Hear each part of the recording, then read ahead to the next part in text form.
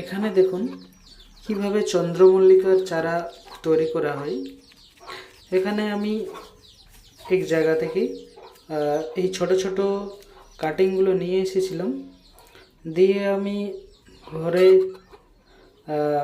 আনার পর এটি বালুতে এগুলোকে দিয়ে দিয়েছিলাম। তারপর আজ প্রায় 1 মাস আগে, ঠিক আছে, তারপর আজকে আমার মন হলো যে এইগুলোকে একবার চেক করে দেখতে হবে এবং সেই বালুর থেকে সেইগুলোকে কী করতে হবে, উঠাতে হবে এবং ছোট ছোট গ্লাসের মধ্যে আমি মাটি দিয়ে জল দিয়ে রেখে দেব। তাহলে ঝাঁকছি এখন তো রাখলাম। এর ফুল কিন্তু হবে প্রায় নভেম্বর ডিসেম্বরে। তাহলে চারাগুলোকে কিন্তু ঠিকঠাকভাবে রাখতে হবে, তাহলে সেই সময় অনেক বড় হবে এবং খুব জলদি আমরা সেগুলোকে অনেক বড় গাছ করতে পারবো। সেই জন্যে এগুলোকে ঠিকঠাকভাবে রাখার জন্য আমি প্রতিটাকে অলগ অলগ গ্লাসের মধ্যে রেখে দিচ্ছি।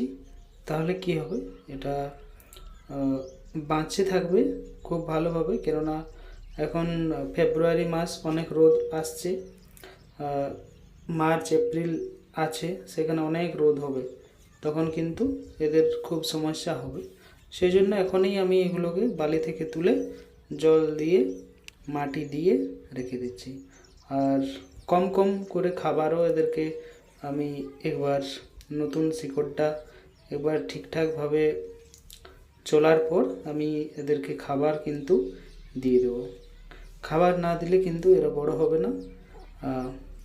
ঠিক, তাহলে এইভাবে এই চ্যানেলের মধ্যে অনেক আছে যেগুলো কাটিং করে চারা করা হয়, এগুলো আমি ভিডিও করে দিয়েছি অলরেডি। যেমন গোলাপ আছে বা মৃণালিনী যে ফুলটা আছে সেটারও কিন্তু ভিডিও অলরেডি অনেক আগেই দেওয়া আছে।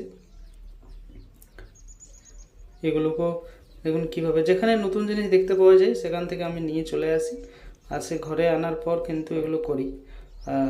সব সময় ভিডিও করতে পারা সম্ভব হয় না, কিন্তু অনেক কিছু জিনিস আছে ঘরে, আমার যারা দেখেছে তারা বলতে পারবে।